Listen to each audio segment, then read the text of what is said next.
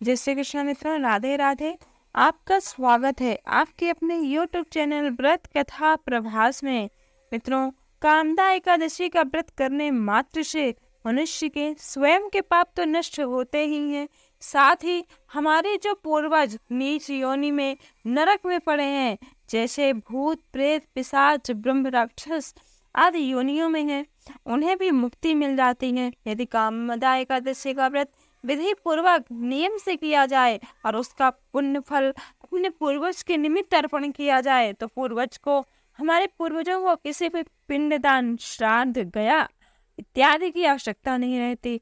मात्र कामदा एकादशी के पुण्य फल के प्रभाव से हमारे पूर्वजों को नीच योनि से मुक्ति मिल जाती है। तो आइए मित्रों, जानते हैं इस बार कामदा एकादशी का व्रत कब करना है, पूजन का शुभ समय क्या है, पारण का सही समय क्या है तथा इसका महत्व क्या है, कामदा एकादशी के दिन क्या करना चाहिए और क्या नहीं करना चाहिए।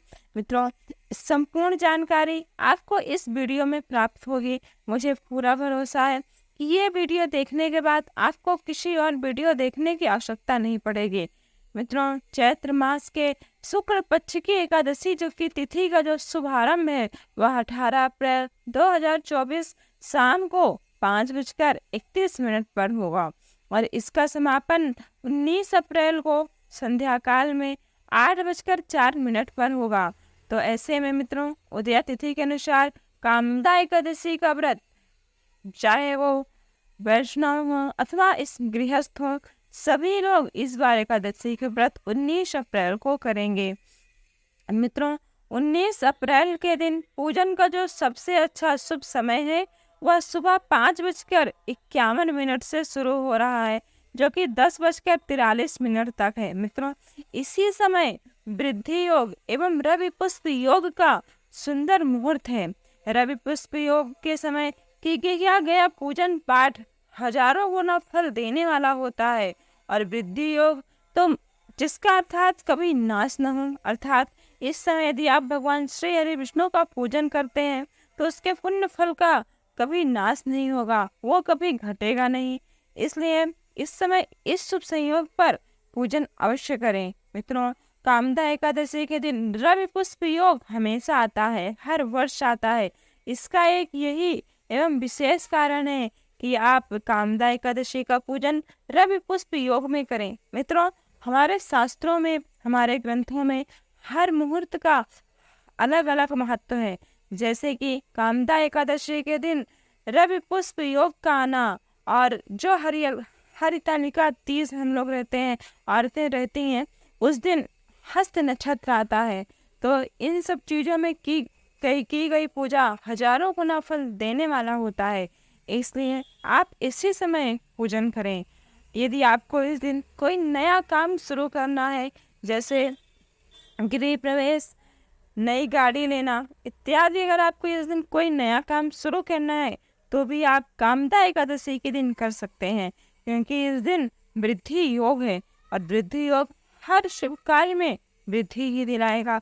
परंतु मित्रों, इस बात का भी ध्यान रखना चाहिए कि इस दिन आप भूल कर भी किसी की निंदा चुगली इत्यादि ना करें, क्योंकि यदि आप इस दिन पाप कर्म करते हैं तो वह भी बढ़ता ही जाएगा।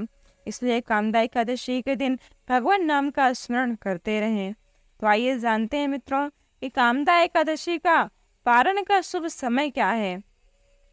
मित्रों, कामदा एकादशी का जो व्रत है उसका पारण का समय 20 अप्रैल को सुबह 5:50 से 8:26 के बीच में है।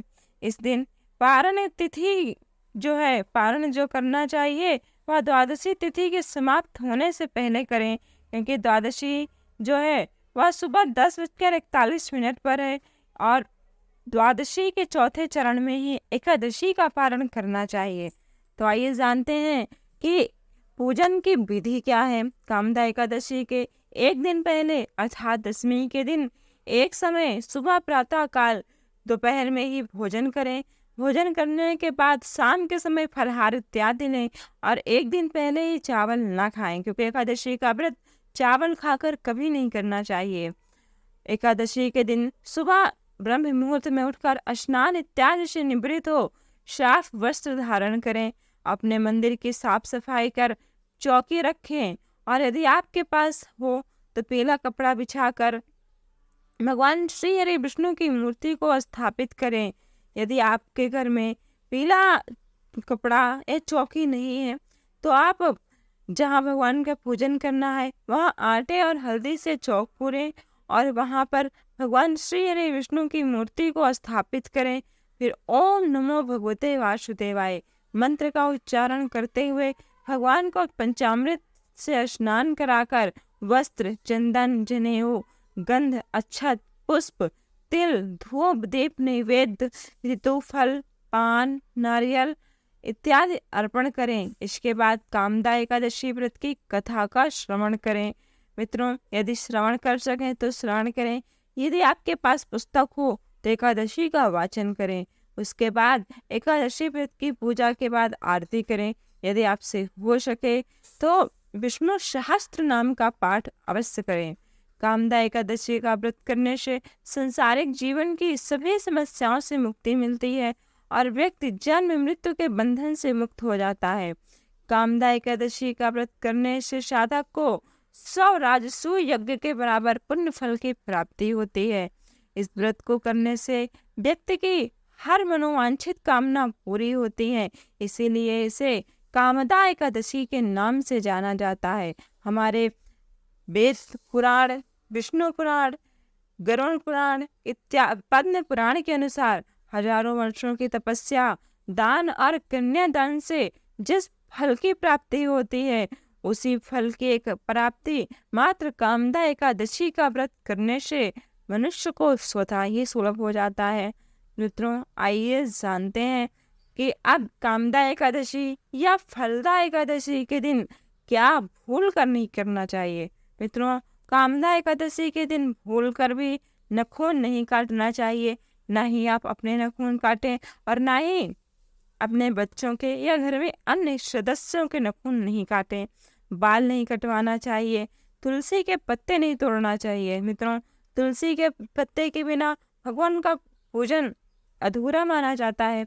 तो ऐसे में आप दशमी के दिन ही एकादश तुलसी के पत्ते तोड़कर अपने घर में रखें और एकादशी के दिन भगवान का पूजन करें।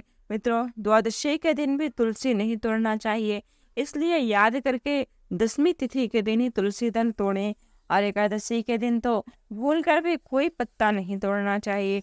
सुबह स्नान आदि से पहले ही आप पुष्प तोड़ कर रखें, क्योंकि स्नान के बाद तो पुष्प भी नहीं तोड़ना चाहिए। मित्रों, यदि ये वीडियो आपके लिए थोड़ा सा भी उपयोगी हो तो वीडियो को एक लाइक अवश्य करें और ऐसी जानकारी के लिए हमारे चैनल को सब्सक्राइब कर बेल आइकॉन दबाना ना भूलें। जय श्री कृष्ण।